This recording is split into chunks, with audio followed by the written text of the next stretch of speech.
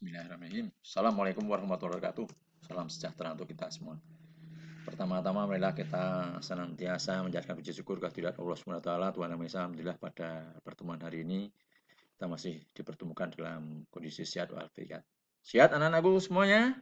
Tetap semangat. Walaupun kita di era pandemi COVID-19, kita tetap harus jaga jarak, memakai masker, selalu membiasakan cuci dengan air mengalir bersama sabun, olahraga teratur, makan yang bergizi tetapi tidak harus mahal, kurangi kegiatan di luar rumah yang kira-kira berkelompok atau berkerumun. Insya Allah sehat senantiasa ada di kita semuanya. Amin ya rabbal alamin. Pertama-tama yang sebelumnya kami sampaikan, negara itu banyak sekali, benua itu ada 6, kemudian Indonesia itu masuk di kawasan apa, Nana? Asia, khususnya ASEAN, ya, negara-negara kelompok ASEAN. Di ASEAN sendiri ada puluhan negara, termasuk di dalamnya adalah Indonesia. Nah, saya yakin kalian sudah sering baca di radio, mendengarkan di TV, melihat TV, bagaimana perkembangan negara-negara di dunia, apalagi di musim pandemi ini. Nah, kompetensi inti yang akan Anda pelajari di sini adalah yang pertama, menghargai dan menghayati agama yang dianutnya. Kemudian yang kedua adalah menghargai dan menghayati unsur-unsur toleransi, gotong royong, santun, percaya diri, berinteraksi secara efektif dengan lingkungan sosial alam dan jangkauan pergaulan dan keberadaannya. Yang berikutnya tiga adalah memahami pengetahuan faktual, konseptual, prosedural. Yang keempat adalah mencoba mengolah dan menyaji dalam rangka ranah konkret. Kompetensi dasar yang kalian akan pelajari 3.1 adalah menelaah perubahan keruangan dan interaksi antar ruang di Indonesia dan negara-negara di kawasan ASEAN yang diakibatkan oleh faktor alam dan manusia, baik teknologi, ekonomi, pemanfaatan lahan, politik, dan pengaruhnya terhadap keberlangsungan kehidupan ekonomi, baik sosial, budaya, maupun politik. Nah, materi yang akan kalian pelajari adalah tentang karakteristik negara-negara ASEAN. Nah, tujuan yang diharapkan di sini adalah bagaimana Anda melalui discovery learning ini mencoba untuk belajar bagaimana intisarinya letak secara geografis, secara ekonomis, secara geologi ASEAN dan dampaknya baik terhadap ekonomi maupun dampak-dampak dalam kehidupan sosial yang ada di kawasan ASEAN. Nah, ASEAN itu perlu kami sampaikan didirikan di Bangkok pada tanggal 8 Agustus 1967 lewat apa yang dinamakan dengan Deklarasi Bangkok oleh beberapa negara pemrakarsa. Ada 5 negara pemrakarsa. Yang pertama adalah Indonesia, yang ketika itu diwakili oleh Menteri Luar Negeri kita, yaitu Menteri Adam Malik. Yang kedua, Malaysia, itu oleh Tun Abdul Razak. Yang ketiga adalah Filipina, oleh Narcissus Ramos. Yang keempat adalah Singapura, oleh S. Raja Ratman. Yang kelima oleh 5 negara Thailand, oleh Tanat Koman, perwakilannya. Latar belakang terbentuknya ASEAN, yang pertama adalah persamaan sejarah. Kita ketahui bersama bahwa bangsa-bangsa di kawasan ASEAN, Asia Tenggara, itu pernah sama-sama nasibnya sama, pernah dijajah. Kita tahu Indonesia adalah 350 tahun. Kemudian oleh Belanda, oleh Jepang 3,5 tahun. Nah, kemudian negara-negara yang lain pun juga dijajah oleh bangsa-bangsa Barat. Kecuali di negara ASEAN ada satu yang tidak dijajah, yang belum pernah dijajah, yaitu adalah Thailand. Karena kesepakatan negara-negara Barat bahwa yang Thailand ini merupakan batas wilayah yang tidak dijajah. Nah, yang kedua adalah kemiripan budaya. Hampir bangsa-bangsa di kawasan ASEAN ini budayanya hampir sama semuanya. Kepentingan yang ketiga adalah kepentingan yang sama. Itu sama-sama bagaimana dalam memajukan pertumbuhan ekonomi. Yang berikutnya adalah kelima adalah di bidang sosial budaya. Dan yang keenam adalah bagaimana menjaga keamanan kawasan di kawasan Asia Tenggara. Tujuan yang diharapkan dengan mempelajari ini adalah yang pertama meningkatkan ASEAN itu adalah meningkatkan pertumbuhan ekonomi. Yang kedua pengembangan budaya, yang ketiga adalah pengembangan sosial dari negara-negara anggotanya.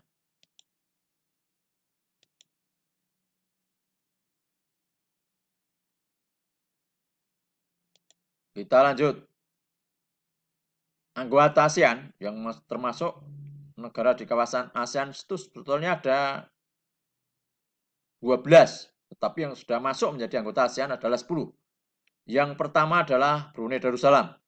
Ini negaranya kecil, luasnya sama dengan di Kabupaten Bantul kita ini. Coba bayangkan, tetapi kaya raya. Di antara negara-negara ASEAN yang lain. Yang kedua adalah Philippines. Ini, Filipina. Yang ketiga adalah Malaysia.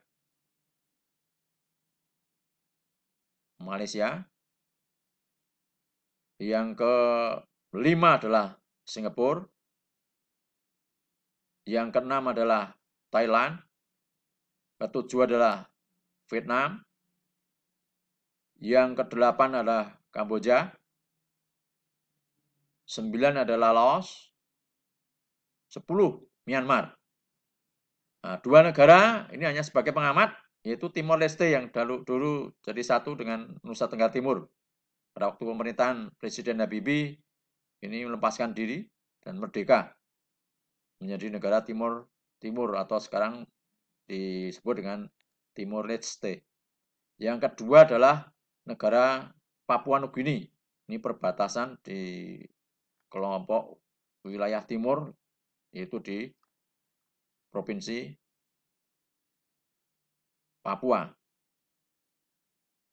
Anak-anakku sekalian, letak ASEAN itu terletak di antara 3 hal. Yang pertama adalah letak ekonomis. Kita ikuti bersama. Terletak di antara 28 derajat lintang utara dan sampai 11 derajat lintang selatan dan 95 derajat bujur timur dan 141 derajat bujur timur. Silahkan lihat di petamu. Artinya apa? Wilayah ASEAN itu terbentang dari titik 28 derajat lintang utara sampai 11 derajat lintang selatan dan dari 95 derajat bujur timur sampai 141 derajat bujur timur. Nah, keuntungannya apa? Banyak sekali.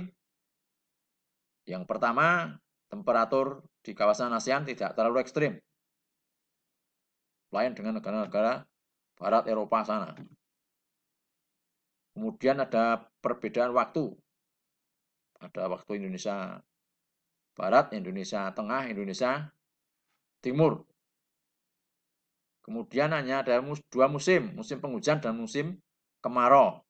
Setiap 6 bulan sekali ini bergantian.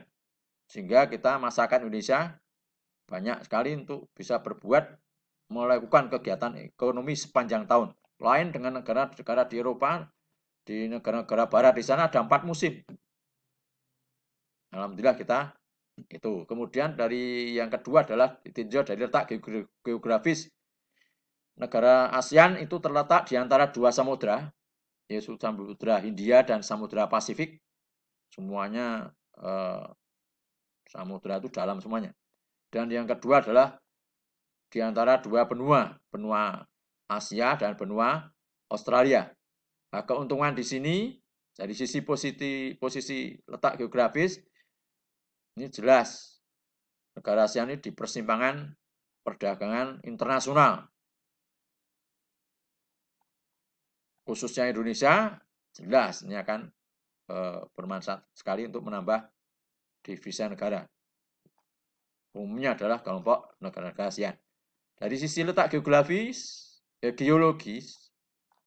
dari sisi letak geologis, yang ketiga, Asia Tenggara itu terletak di pertemuan lempeng, bukan lempeng, tapi lempeng.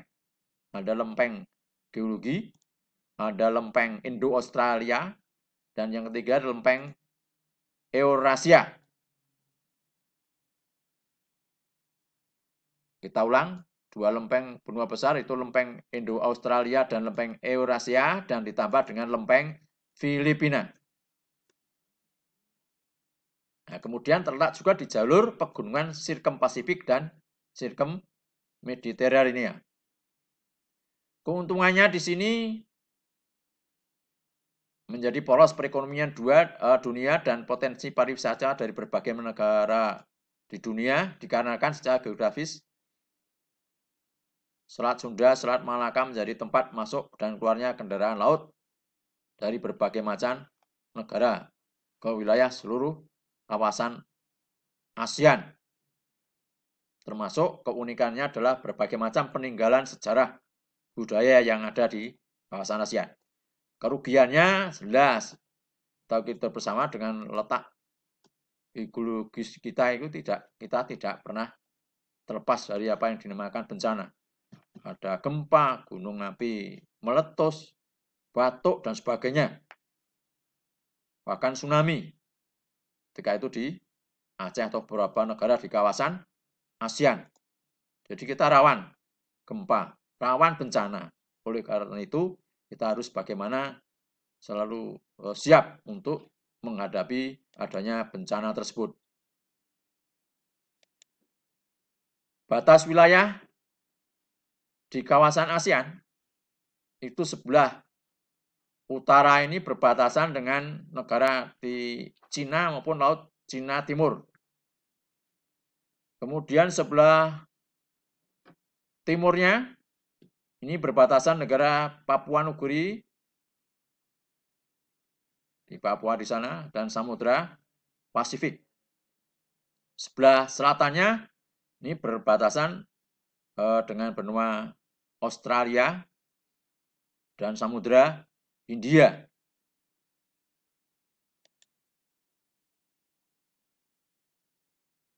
Berdasarkan bentuk secara geografis ASEAN, ini bisa kita bagi menjadi 4 hal. Yang pertama adalah bentuk kompak, yaitu berbentuk hampir seperti lingkaran, contohnya negara Kamboja ini, hampir seperti lingkaran. Kemudian yang kedua adalah fragmented, yaitu berbentuk kepulauan yang terpisah-pisah. Tidak asing lagi bagi kita adalah negara Indonesia. Yang ketiga adalah elongated, yaitu bentuk memanjang. Contohnya seperti negara Vietnam. Yang keempat adalah secara geografis bentuk ASEAN adalah berbentuk protruted, yaitu terbentuknya lebih kompleks dan beragam. Biasanya terdapat daerah yang memanjang, seperti di tangan. Contohnya apa? Thailand. Kemudian berikutnya,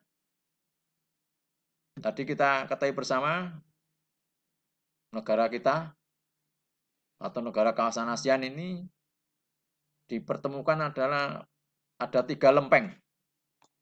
Yang pertama adalah lempeng Indo-Australia, ditunjukkan dalam warna kuning pudar ini. Kemudian yang berikutnya adalah lempeng Pasifik, ditunjukkan dalam warna kuning muda. Lempeng Pasifik. Yang ketiga adalah lempeng Filipina.